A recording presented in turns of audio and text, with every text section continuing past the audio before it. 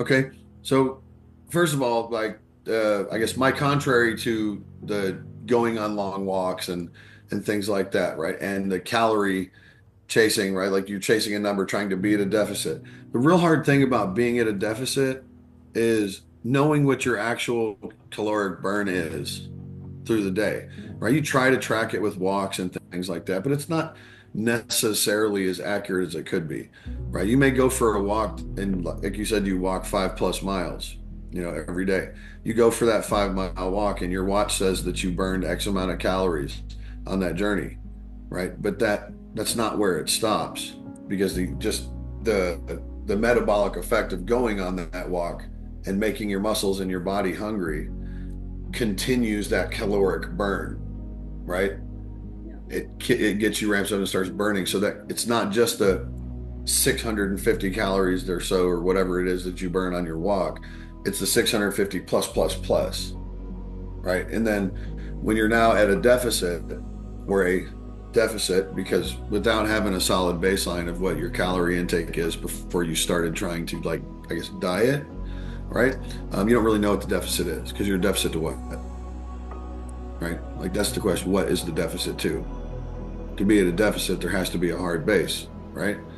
And that's just one of the pitfalls of kind of the yo-yo diet stuff, right? You far too often you calorie chase and you calorie dump, right? You eat too much in the morning, so you peel your calories off all day.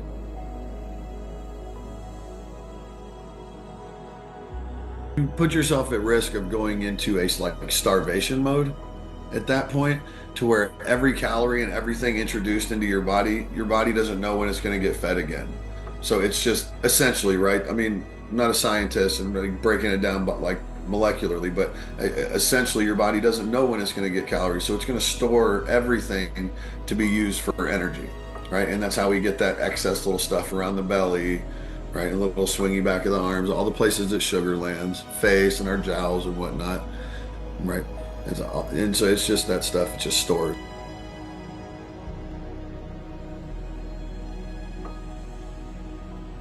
right? So what I like to do, like you'd mentioned, the meal plan is I want to ramp your metabolism up, right? So food's not the enemy, right? You need to feed your body to have it operating properly. Okay.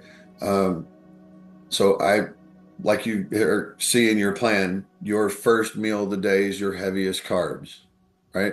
Because you want to feed up after your cardio. So you go do your fasted cardio for 30 minutes in the morning, and then you eat your first meal, right? And then you start your day, you do your stuff. You have your second meal, and then whenever after that you do your training, you exercise, you get your body fed so you can have the energy to make it through your training, the carbs to get you through.